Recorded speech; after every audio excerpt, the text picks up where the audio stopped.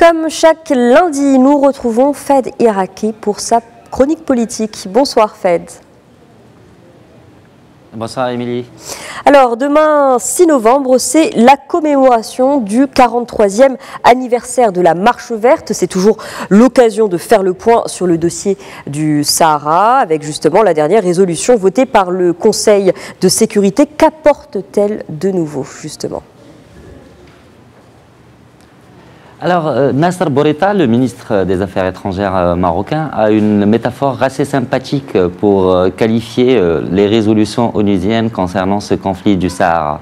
Il en parle comme un millefeuille, c'est-à-dire que chaque année, on ajoute de nouveaux paragraphes, une sorte de nouvelle couche. Et je veux dire, en fonction de ces dernières déclarations et des dernières résolutions, il faut croire que la saveur des dernières résolutions sont au goût de la diplomatie marocaine. Bon, il sera trop long quelque part d'énumérer toutes les nuances que comportent ces documents de l'ONU, du Conseil de sécurité, mais on peut par exemple s'attarder sur deux points importants qui sont contenus dans la dernière résolution, celle numérotée 2440, et qui a été approuvée par 12 membres sur les 15 que compose le Conseil de sécurité. Alors, primo, le premier point, quelque part, c'est le côté provocateur que mène le Polisario à l'est du mur de défense. Vous savez, le Maroc a dénoncé à plusieurs reprises les agissements qui sont effectués dans cette zone-là, qui doit rester neutre, mais que le Polisario, parfois, mène des actions soit civiles, soit militaires. Et là, la résolution vient encore une fois pointer du doigt, voire dénoncer ce genre d'agissement. Et même, il évoque une nouvelle localité qui, jusque-là, n'était pas contenue dans la documentation onusienne. On parle de la localité Tifariti. Auparavant, on évoquait uniquement Guergueret ou Bir el-Helou.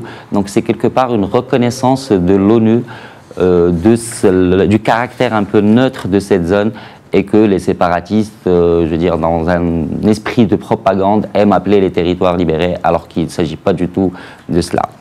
Deuxième point nodal dans cette résolution, la dernière, toujours 2440, c'est le processus politique et l'avancement du processus politique. Vous le savez, Horst Köhler, l'envoyé spécial du secrétaire général de l'ONU, veut relancer les négociations entre les parties. Il a même envoyé des invitations pour un premier round, quelque part, un round préparatoire pour décembre.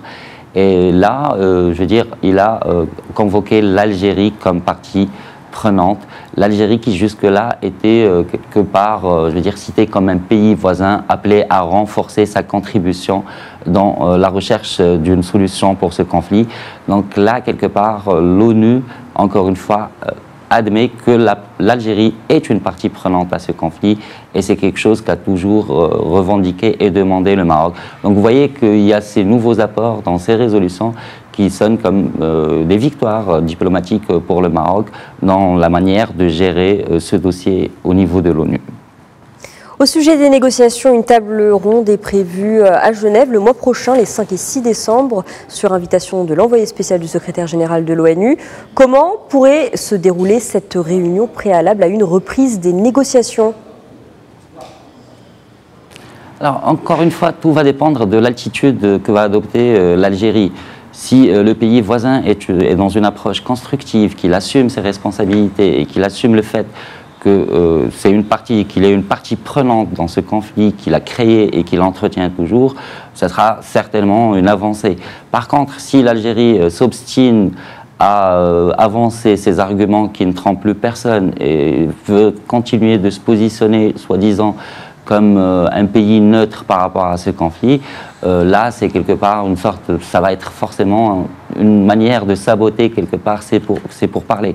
En tout cas, quoi qu'il en soit, le Maroc a toujours été de bonne foi quand il s'agit de négocier, mais on comprend bien la diplomatie marocaine qui ne veut pas perdre son temps dans un nouveau processus similaire à celui de Manasset qui a eu lieu la décennie dernière et où on a vu que le Polisario n'avait aucun pouvoir de décision, il prenait ses instructions dans les couloirs de la part de l'Algérie. Donc Pour que ces négociations puissent réussir, il faut absolument que l'Algérie soit autour de la table, qu'elle assume ses responsabilités et surtout qu'elle accepte les fondamentaux du Maroc par rapport à son intégrité territoriale. Des fondamentaux qui ont souvent été rappelés par le roi Mohamed VI dans différents discours, dans le dernier, celui de l'année dernière à l'occasion de la Marche verte, et qui explique bien qu'une solution à ce conflit ne pourrait pas être en dehors de la souveraineté marocaine et de l'initiative d'autonomie qu'a présentée le Maroc, et qui d'ailleurs est considérée comme sérieuse et crédible par la communauté internationale. Donc, quelque part, voilà le contexte de ces négociations, comment elles vont se dérouler. Mais il faut savoir une chose, c'est que, pour emprunter encore une fois, une formule au discours royal, c'est que le Maroc est dans son Sahara et le Sahara est dans son Maroc.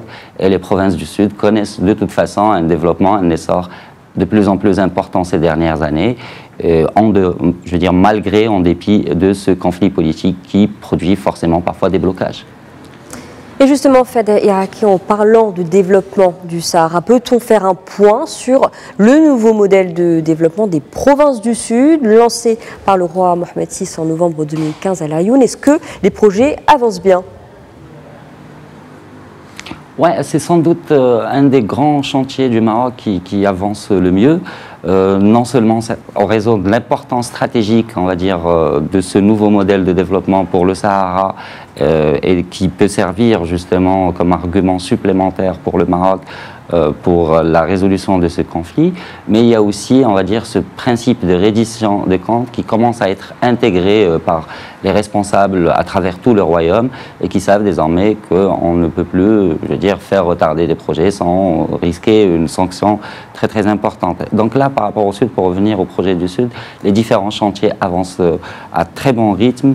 Les phases d'études et de planification qui forcément monopolisent ou prennent beaucoup de temps. Les 2 premières années, on passe généralement du temps à programmer, à planifier et à étudier bien les questions. Là, c'est derrière nous. On voit que des projets commencent à sortir de terre. Il suffit de visiter n'importe quelle ville des provinces du Sud pour constater que c'est un chantier à ciel ouvert. Ce nouveau modèle, il faut savoir, c'est quelque chose de titanesque, c'est grandiose. On parle de plus de 600 projets, de 81 milliards de dirhams d'investissement. Donc vous imaginez bien que c'est quelque chose qui va changer absolument le visage du Sahara et le visage des villes des provinces du Sud de manière générale. Il y a des projets dans tous les secteurs, que ce soit dans les énergies renouvelables, dans les phosphates, dans l'agriculture. Tous les secteurs sont concernés. Et d'ailleurs, on voit de plus en plus d'investisseurs étrangers lorgner les contrats qu'il y a à prendre dans les provinces du Sud, mais aussi faire très attention aux opportunités d'affaires qui s'y présentent. La preuve, c'est par exemple ce qu'on a vu le week-end dernier à travers ce forum Maroc-France qui s'est tenu à Laayoune, où il y avait des investisseurs qui étaient très très très intéressés par ce qui se passe dans le Sud. Et ce qui se passe dans le Sud, c'est que le Maroc est en train de développer ses provinces du Sud et ça continue. Et voilà, donc le Maroc, encore une fois, est dans son Sahara et le Sahara est dans ce Maroc et ça se développe. Merci beaucoup, Fad Iraki, pour cet éclairage.